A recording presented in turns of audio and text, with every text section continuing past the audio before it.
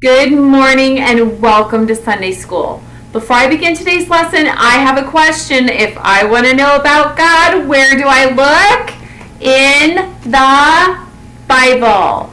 The Bible tells me I can look at what God made and I can figure out there is a God. I can figure out He's big and strong, but that is all I can know by looking at creation. If I want to know if God loves me or what sin is or how to get to heaven, I have to look in the Bible. We are just starting on the Gospel of Matthew, and I'm so excited to take this adventure with you. We finished Matthew chapter 1 last week. This week we are going to be in Matthew chapter 2. So quick review of Matthew chapter 1. Matthew is a Jew, and he is writing to a Jewish audience. So his gospel is going to spend far less time explaining Jewish customs or holidays and more time than any other gospel showing how Jesus fulfilled the Old Testament prophecies about the Messiah that the Jews had received. And so we are going to be watching every chapter as Matthew will point us back to the Old Testament, the first 2/3 of the Bible, to check and see, is Jesus qualified to make the claim to be the Messiah? And so Matthew chapter 1 had started with the genealogy of Jesus' father, earthly father, but we find out very quickly not biological father, Joseph, and showing that Jesus was a descendant of Abraham, Isaac, Jacob, Judah, David, and Solomon, just like the Old Testament prophets had told us he would be. And in chapter 2, we're going to watch as Jesus fulfills a few more prophecies, though these ones not quite as pleasant as the prophecies he'd fulfilled in the first chapter. So grab your Bibles. We're beginning in Matthew chapter 2, verse 1, as we find out the details of what happened shortly after Jesus' birth. So let's go. After Jesus was born in Bethlehem in Judea, during the time of King Herod, Magi from the east came to Jerusalem and asked, "Where is the one who's been born King of the Jews? We saw his star in the east and have come to worship him." When King Herod heard this, he was disturbed, and all Jerusalem with him. He called together all the people's chief priests and teachers of the law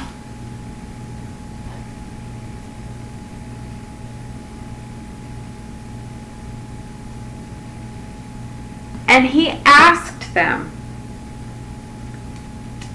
"Where is the Christ to be born?" "In Bethlehem of Judea," they replied, "for this is what the prophet has written. But you, Bethlehem, in the land of Judah, are by no means least among the rulers of Judah, for out of you will come a ruler who will shepherd my people Israel." Then Herod called the Magi secretly and found out from them the exact time the star had appeared. And he sent to them to Bethlehem and said, "Go, make a careful search for the child, and as soon as you find him, report to me, so that I too may go worship him." After they heard the king, they went on their way, and the star they had seen in the east went ahead of them.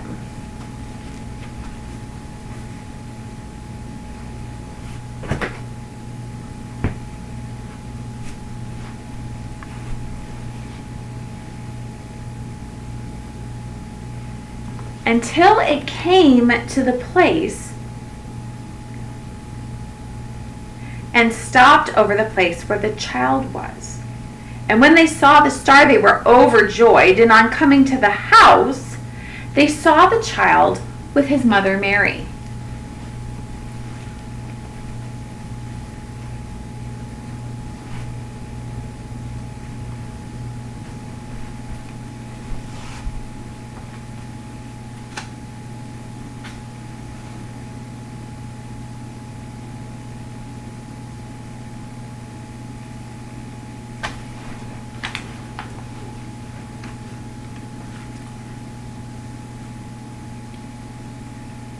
They bowed down and worshipped him.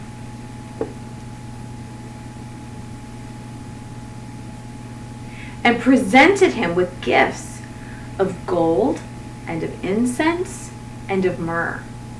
And having been warned in a dream not to go back to Herod, they returned to their country by another route.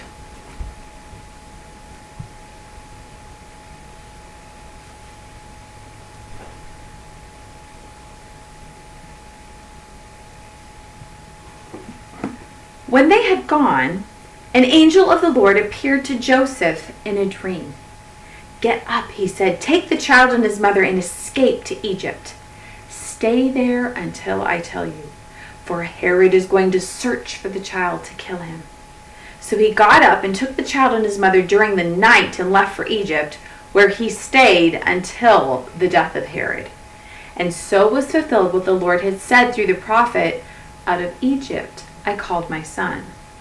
When Herod realized he'd been outwitted by the Magi, he was furious and gave orders to kill all the boys in Bethlehem and its vicinity who were 2 years old and under, in accordance with the time he had learned from the Magi.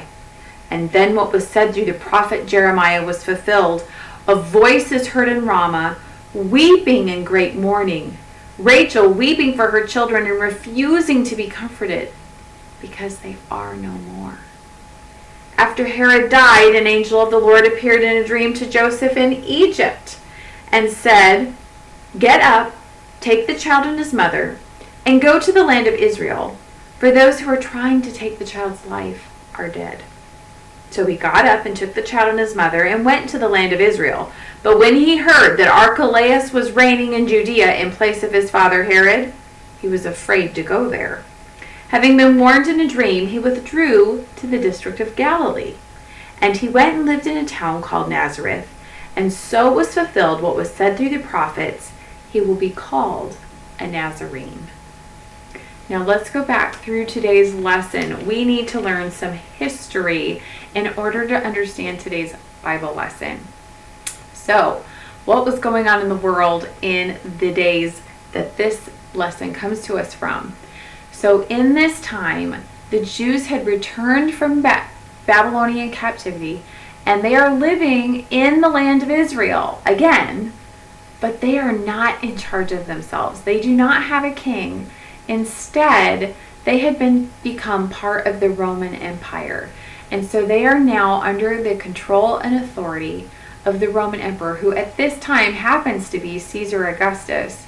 And so the way that the Romans ruled is there was one emperor who ruled in Rome, but he appointed kings all over the empire who would control each little piece, because the Roman Empire was far too big to be controlled by just one person far away in Rome, instead of, this is 1,800 miles away from Rome. And so the king that the Romans put in charge was named Herod. Now Herod is not a Jew. He's an Idumean, which means he's a descendant of Esau. And Herod was put on the throne by Rome in 40 AD. And he reigned all the way until his death in 4 BC. Now Herod is often called Herod the Great. Now after hearing this story, you would wonder what in the world was so great about this Herod. It was certainly not his character that is so great, as we will find out, but he was a fantastic builder. So the reason he's called Herod the Great is because of all of the things that he built during his reign over this area of Palestine. He went in and made major modifications to the temple compound, not the temple structure, but all the area around it to improve it for all the high holy days, the 3 times a year that all Jews were supposed to come to Jerusalem. He built a fabulous palace, not just in Jerusalem. He also had a palace in, of all places, Bethlehem. He had one further south in the desert called Masada, and he had fortresses all over the whole land of Palestine. So he was a fantastic builder, but he also had a reputation. So Herod had one thing he feared more than anything, and that was losing his power. He feared losing his power from Rome, and he feared losing his power from any kind of local uprising. And that's why he had so many fortresses built. He wanted to be able to escape if there was an uprising. He also wanted to be able to protect himself from Rome if there was a falling out there, although he was very dedicated to Rome. And so, as King Herod is now nearing the end of his own life, though he doesn't know it, he has a reputation for crushing anyone who he feels threatens his power, which included the murder of his own wife, 3 of his own sons, his in-laws, his uncles, some of his aunts. And so it is no surprise when the Magi arrive from an unknown country and all of a sudden pull up, ask for an audience with Herod, and ask, where is he who has been born King of the Jews? And they're not looking for Herod, who is the King of the Jews at this time. Why Herod's response is close to panic, although he tries to hide it from the Magi. He feels threatened. There is a newborn somewhere that could take his power. And so he immediately consults with the religious leaders. He hauls them in and says, hey, where's the Messiah going to be born? Because remember, he's not a Jew. He doesn't spend his time studying the scriptures. And the leaders give Herod the correct answer. According to the prophet Micah, the Messiah would be born in Bethlehem of Judea. And they understood this. And so for Herod, this is probably good news. Bethlehem. This won't be difficult. Bethlehem is only 7 miles away from Jerusalem, but as I just mentioned, he has an enormous palace there called the Herodian. And there I'll attach the pictures of the ruins of this palace. It was unbelievably large.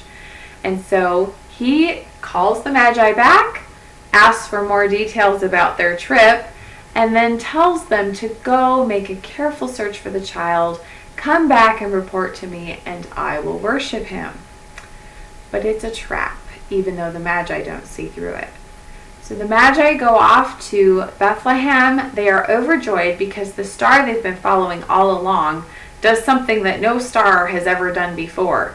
It actually leads them to the house where Jesus is in Bethlehem.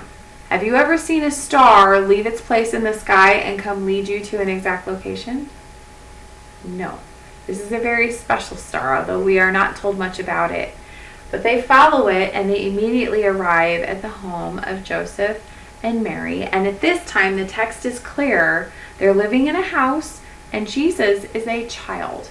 And so he's not a newborn baby anymore. They come in and Mary allows them to do what no Jew would ever allow unless she knew the true identity of her child. She allows the Magi to worship her son. Now for a Jew, that would have been blasphemy right out of the chute. Remember, they were told to worship God and God alone. But Mary understood that she had given birth to Messiah, who is God and God alone. And so they worship. They are warned in a dream not to go back to Herod. And then very soon after, Joseph is warned in a dream that he needs to take Mary and Jesus and flee. And he's not just told go where you want. He's told specifically go to Egypt and stay there until I tell you. So the angel makes a second visit down in Egypt to tell them when it's safe to come back. Now we know that King Herod died in 4 BC. So this is happening sometime just before 4 BC. The scholars think that Jesus was probably born around 6 BC. So he's about 2 years old when Herod dies. So here's the crazy thing. Herod was working so hard to keep a hold of his power, right? That's what he was so afraid of, was losing his kingship. But what happened? He lost his kingship because he died. Every human dies. We can't keep anything forever as humans, can we? And so Jesus returns with Mary and Joseph to Israel, but when he hears that Archelaus, the son of Herod, is on the throne, he doesn't return to Bethlehem. Instead, he goes up into the region of Galilee because that's where the angel tells him to go. So again, Joseph is not deciding to go to Egypt. Joseph is not deciding to settle in Galilee. All of these things are being directed by God to Joseph through angelic messages. And it's likely that there's a reason for that. It's because God is fulfilling all these prophecies. Joseph probably was not thinking, oh, we're fulfilling prophecy today, I guess we ought to go to Egypt. He had to be told. But these prophecies, you can look them up yourself. So the prophecy about Jesus being born in Bethlehem, or the Messiah being born, is in Micah chapter 5, verse 2. The prophecy about being drawn out of Egypt is Hosea chapter 11, verse 1. And the prophecy about the destruction of the innocents is in Jeremiah chapter 31, verse 15. And so take the time to look these up. And I will admit, when you read them in the Old Testament in their context, they may not seem like messianic prophecies right off, but they were. So I look forward to meeting with you next time as we find out what happens with Jesus after this event. I will see you next week.